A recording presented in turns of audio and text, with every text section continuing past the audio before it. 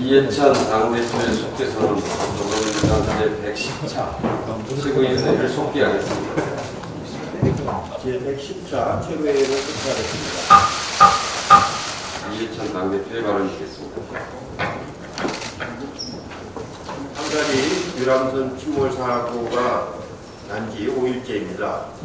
실종자 19분의 가족들과 국민들의 상심이 매우 큽니다. 실종자들의 생활을 간절히 기원하겠습니다. 강경화 외교장관이 지난 주말 한가리 정부와 사고 대책을 논의하고 돌아왔는데 정부는 모든 역량과 자원을 총동원하여 실종자 구조와 후속 조치에 최선을 다해줬으면 바라겠습니다. 어제 국회 정상화를 위한 신당 원내대표 협상이 있었지만 안타깝게도 자유한국당의 거부로 국회 문을 못 열었습니다. 추경안이 제출된 지 40일째가 되었고 예결위원들의 임기도 끝났습니다. 이미 국민의 절반 이상은 국회 파행의 책임이 주로 한국당에 있다고 보고 있습니다. 여야간의 정책 논란이나 갈등은 피할 수 없지만 제1야당 혼자서 무한정 국정의 발목을 잡아서는 정말로 안 될 것입니다. 한국당에서 1조 7천억 규모의 추경에 대해서 문제 제기하고 있는데 박근혜 정부 추경안은 2015년에 11조 6천억, 16년에 11조 8천억이었지만 우리 당은 대승적인 차원에서 18일, 10일 만에 추경안을 통과시켰습니다. 이제 사우드에도 국회를 열고 민생 현안과 추경안부터 처리를 해야 하겠습니다. 지난 금요일 북한 자강도에서 아프리카 돼지 열병 발병이 확인되었습니다. 정부는 신속히 접경 10개 시군에 긴급 방역 조치를 실시했습니다. 다행입니다. 어제까지 모든 농가에서 의심 증상이 발견되지 않았습니다. 농가 단위 사등 예방 조치가 100% 완료돼 1차 방역 전선을 구축을 했습니다. 통일부는 아프리카 돼지 열병 확산 방지를 위해 남북 협력 추진 의사를 2개 전달을 했습니다. 북측과 구체적인 협력 방안을 마련할 계획입니다. 이 병은 치료제가 없기 때문에 발병하면 폐사율이 100%라고 합니다. 현재 국내 돼지 사육 수가 1,100마리 정도입니다. 1,100만 마리 정도입니다. 자금률 65% 수준입니다. 발병 시 피해 규모 산정이 불가능할 만큼 심각한 상황이 우려가 됩니다. 수입 대체도 불가능해 2011년 구제액 청구보다 파장이 더 클 것 같습니다. 발병 지역이 북중 접경 지역 자강도지만 상황을 엄정히 인식하고 사전 예방을 철저히 기해야 하겠습니다. 이상입니다. 이인영 원내대표가 하겠습니다. 헝가리 부다페스트의 비보가 5일째 우리 모두를 조심스럽게 하고 있습니다. 7분의 사망과 19분의 실종에 가족들의 소문 타들어가고 있습니다. 모두가 좀 더 절제하는 마음을 이어갈 시간입니다. 기상과 유속 등의 나쁜 조건에 아직 실종자의 소식은 확인되고 있지 않습니다. 이제 정부의 신속 대응팀이 수중 수색을 시도한다고 하니 기대를 가져봅니다. 정부는 끝까지 최선의 노력을 기울이고 총력을 다해 주실 것을 당부드립니다. 당대표께서 말씀하셨지만 어제 상당 교섭단체 원내대표 간의 회동에서 국회 정상화를 위한 협상이 끝내 타결되지 못했습니다. 어느 정도 절충점을 찾고 있다고 생각했는데 도로 멀어지고 나니 마음이 매우 아쉽고 또 국민 여러분께 죄송했습니다. 오신환 대표의 중재 노력이 고마웠는데 무의로 돌아간 것도 안타까운 일이었습니다. 오신환 대표의 요청도 있었고 또 헝가리 비보로 온 국민이 안타까워하는 이 시점에서 정쟁을 재발화하지 않기 위해서 단독국회 소집도 이루어왔습니다. 이 상황을 자유한국당은 아정인수하지 말고 또 심사숙고하시길 바랍니다. 거듭 말씀드리지만 과도한 요구는 국회 정상화에 도움이 안 됩니다. 경우에 따라서는 협상을 안 하겠다는 의사표시도 됩니다. 자유한국당은 황교안 대표는 우리 보고 잘못을 사과하고 패스트트랙 법안을 철회하라고 요구합니다. 그러한 정신과 일련의 행동은 지독한 독선입니다. 우리 당이 정말 잘못해서 그 잘못을 모면하기 위해서 결중점을 찾고 또 자유한국당의 복귀 명분을 만들려고 노력하는 것은 아닙니다. 우리 당과 지지자들 중에서도 국회 선진화법을 무력화시키고 국회 파행을 몰고 온 자유한국당과 끝까지 타협하지 말라는 목소리가 여전히 강력합니다. 그러나 시급한 민생과 또 추경 처리를 위해서 대승적 차원에서 우리 당은 협상에 유연하게 임했고 또 지금까지 협상해 왔다는 점을 부정하시지 말길 바랍니다. 자유한국당이 말하는 산불 피해 복구와 지진 대책 마련을 위해서도 국회 복귀와 추경 처리는 더 미룰 수 없는 일이라고 저는 생각합니다. 통크게 돌아오실 것을 거듭 촉구합니다. 세계 경제의 침체를 넘어 미중 무역 분쟁의 구조와 조짐은 경제 냉전 시대의 개막이라는 신조어까지 만들어왔습니다. 경기 대응 추경을 넘어서 국가적 대책 마련을 서둘러야 할 때입니다. 이는 마땅히 국회의 도리입니다. 한국 경제에 치명적 위협이 될 것이 자명한 만큼 여기서 국회 정상화에 매듭을 짓고 거국적 대책 마련의 길로 국회가 함께 나설 수 있기를 희망합니다. 끝으로 오늘도 황교안 대표에게 한 가지 묻지 않을 수 없습니다. 김정은 위원장이 문재인 대통령보다 더 낫다는 취지의 정용기 정책위 의장의 말은 국가보안법상 어떻게 됩니까? 위반입니까? 아닙니까? 지난날 공안검사로서 수많은 국가보안법 사건을 처리하셨던 베테랑답게 또렷하게 대답해 주시길 바랍니다. 미스터 국가보안법답게 대답해 주실 것을 요청합니다. 기자님. 박주민 최고위원 발언입니다. 예, 헝가리 여객선 사고 실종자 돌아오분의 부산 생활을 간절히 기원하겠습니다. 자유한국당의 망언이 계속 이어지고 있는데요. 민경호 의원은 지난 31일 자신의 페이스북에 차가운 강물에 빠진 사람들의 골든타임은 고작 3분에 불과하다는 취지의 글을 남겼다고 합니다. 실종자의 가족뿐만 아니라 모든 국민이 헝가리 여객선 참사 실종자 중 한 분이라도 더 무사히 돌아오길 간절히 바라는 상황에서 국민의 마음과 실종자 가족의 마음을 완전히 무시한 잔인한 주장을 한 것입니다. 이것이 문제가 되자 민경호 의원은 야당 국회의원으로서 정부와 여당을 견제하기 위한 취지의 것이었기에 전혀 문제될 것이 없다는 식으로 설명하고 있다고 합니다. 그런데 만약 민경호 의원이 국민의 마음과 실종자 가족분들의 마음에 조금이라도 공감하였다면 아무리 정부와 여당을 비판하기 위해서라도 과연 이런 식의 주장을 할 수 있었을까요?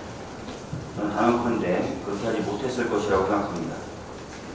특히 다 아시다시피 민경호 의원은 청와대 대변인 시절 세월호 참사 당일 긴급 브리핑을 진행하면서 파한대소하여 비판을 받은 바 있고 세월호 유가족에 대해서는 순수한 유가족 문란 받고 있어서 이번 주장 역시 국민과 실종자 가족분들에게 공감하지 못한 것에 기인한 것이라는 분석이 더욱 설득력 있어 보입니다.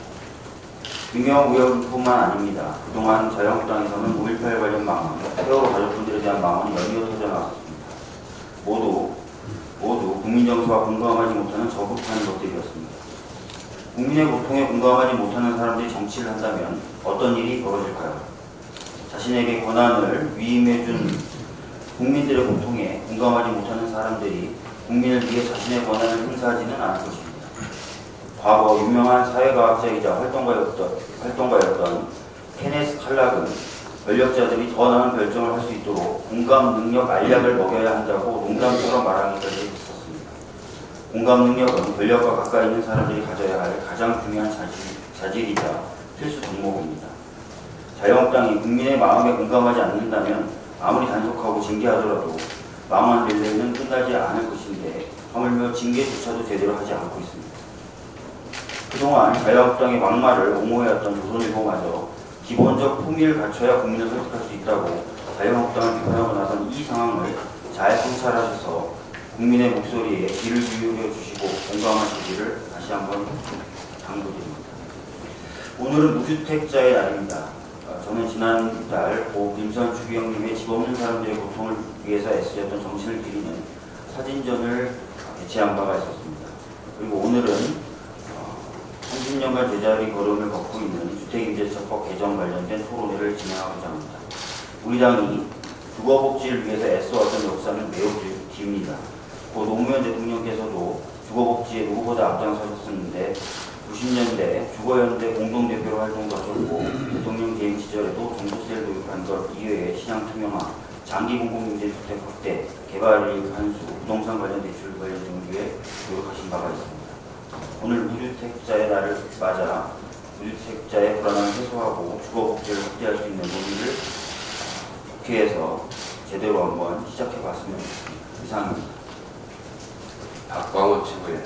네, 6월은 국회를 열도록 국회법에 규정되어 있습니다. 자유한국당은 지금 국회법을 위반하고 있습니다. 명분을 달라고 여당과 청와대를 쳐다볼 것이 아니라 국민들이 준 명분을 받아들이기 바랍니다. 국민들이 준 명분은 추경과 민생입법 처리입니다. 이것만큼 훌륭한 명분이 어디 있습니까? 2008년 이명박 정부 첫해 추경은 예산안 심사까지 총 6일이 걸렸습니다. 그리고 2013년 박근혜 정부 첫해 추경은 제출되고 바로 다음날 상정됐습니다. 그러나 2017년 문재인 정부 첫해 추경은 45일 만에 통과됐습니다. 그리고 지난해 추경도 45일 걸렸습니다. 이번 추경은 4월 25일 제출됐는데 아직까지 40일째 속절없이 방치되고 있습니다. 너무한 것 아닌가요? 자유한국당 의원 여러분. 아까 대표님께서 말씀하셨습니다만 추경 성격이 좀 비슷했던 2015년 메르스 강폐복구 추경이 18일 걸렸는데요. 당시 총리였던 황교안 대표는 이렇게 얘기했습니다. 추경은 타이밍이다. 맞습니다. 추경은 타이밍이고 국회 복귀도 타이밍입니다. 시간이 없습니다. 헝가리 유람선 참사 대책, 아프리카 돼지열병 대책, 세계 경제 침체와 미중 무역 전면전에 대한 대책, 해야 할 일이 정말 산처럼 쌓여있습니다.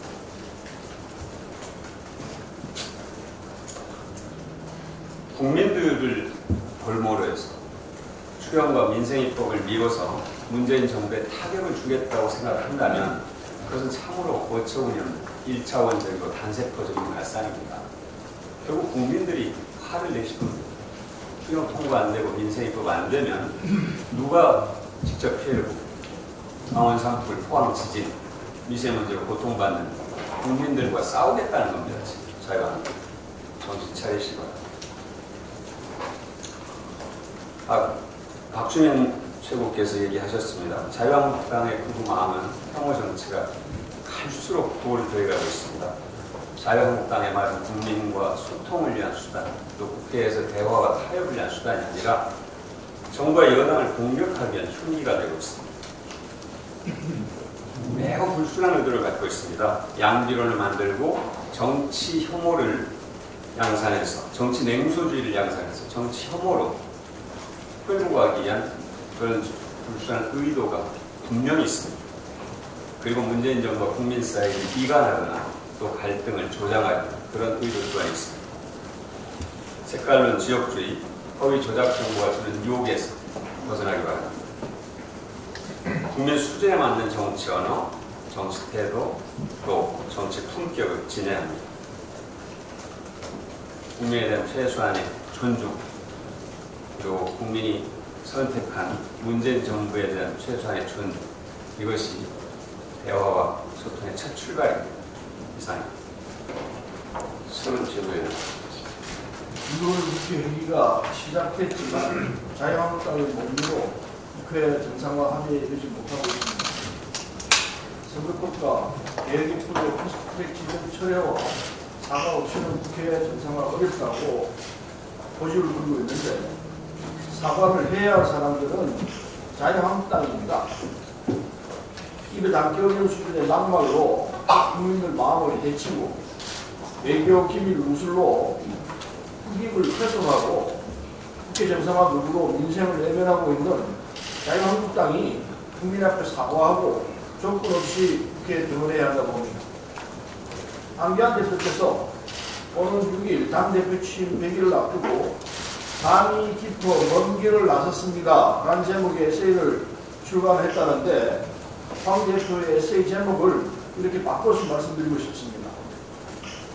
국회에 감이 깊어 국민 주름이 깊어지고 있습니다. 정치가 국민들을 속 태우고 민생 발목을 잡는 애무단지가 돼서는 안 됩니다. 자유한국당은 국민한테 사과하고 조건 없이 때문에 민생을 챙기기 바랍니다. 김혜영 최고. 헝가리 유람선 사고의 실종자분들이 하루빨리 가족들의 품으로 돌아갈 수 있기를 기원합니다. 지금 서민들의 민생에 어려움이 많습니다. 재해로 큰 피해를 입으신 분들의 지원을 위한 예산, 미세먼지 예산, 청년의 고용을 촉진하기 위한 예산 등 추경 통과의 시급성은 더 이상 언급할 필요가 없습니다. 6월은 법적으로 임시국회를 열도록 의무화되어 있습니다. 법으로 규정된 패스트트랙 지정을 문제 삼아 국회의원의 기본적 의무인 추경안 심사를 거부하는 것은 설득력이 없습니다. 자유한국당은 즉시 국회로 복귀해야 할 것입니다. 더불어민주당에서도 패스트트랙으로 지정된 법률안들에 대하여 최대한 합의 처리를 위해 노력해 나가겠습니다. 홍남기 부총리가 정년 연장 문제를 언급했습니다. 가파른 인구 구조의 변화와 노인 빈곤 문제에 대응하기 위한 정년 연장 논의와 함께 청년 취업 대책도 마련해 나가야 할 책임이 국회에 있습니다. 자유한국당은 하루빨리 국회에 복귀하여 이 문제에 대해서도 함께 논의해 나가기를 희망합니다. 이상입니다. 남인순 최고. 네, 헝가리 유람선 사고로 실종되신 여러분이 무사히 귀환하시기를 정말 간절히 바랍니다.